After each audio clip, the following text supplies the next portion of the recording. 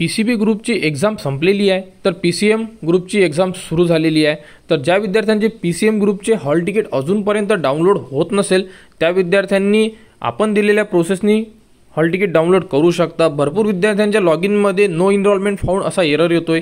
तर त्याचा अर्थ असा होत आहे की जी तुम्ही ईमेल आयडी वरून अर्ज केलेला आहे त्या ईमेल आयडी वरून तुम्ही आता लॉग इन करून हॉल तिकीट बघत नाही आहे। अशा प्रकारे या संदर्भात संपूर्ण जे प्रॉपर व्हिडिओ हे आपल्या YouTube चॅनलवर दिलेले आहे आणि आता जे व्हिडिओ होते ते तुम्हाला या व्हिडिओच्या डिस्क्रिप्शनमध्ये सुद्धा दिलेले आहे। कारण अजूनपर्यंत भरपूर विद्यार्थ्यांच्या कमेंट्स येत आहे की आमची हॉल तिकीट अजूनपर्यंत डाउनलोड होत नाही आहे, आम्हाला नो इनरोलमेंट फाउंड अशा प्रकारे एरर येत आहे।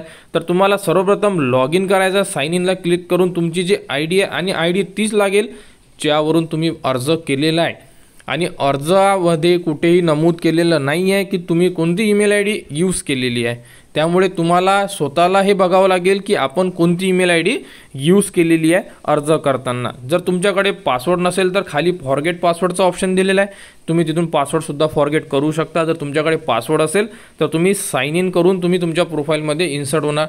यामध्ये अशा प्रकारे तुम्हाला लॉग इन केल्यानंतर सर्व option in registration, profile, help desk आणि हॉल तिकीट, तर इथून तुम्ही तुमचे हॉल तिकीट बघू शकता।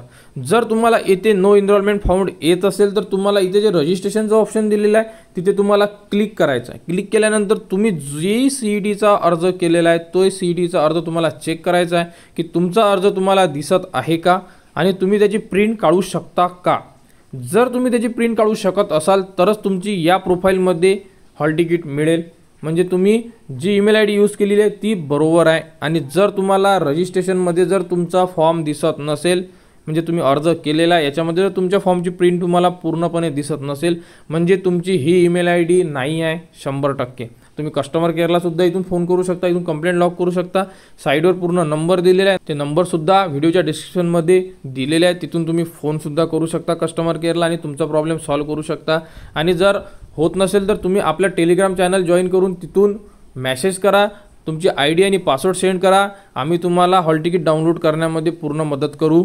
तर अजूनपर्यंत ज्याही विद्यार्थ्यांचे हॉल तिकीट बाकी आहेत त्यांनी लवकरात लवकर आपले हॉल तिकीट डाउनलोड करून घ्या। PCM ग्रुपची एक्झाम सुरू झालेली आहे आणि सर्वांचे आता पेपर सुद्धा होणार आहे। तर या संदर्भात जी पुढील अपडेट असेल ती तुम्हाला आपल्या YouTube चॅनल उपलब्ध करून देण्यात येणार आहे। त्यासाठी आपल्या चॅनलला सबस्क्राइब करा व हा व्हिडिओ इतरांपर्यंत शेअर करा।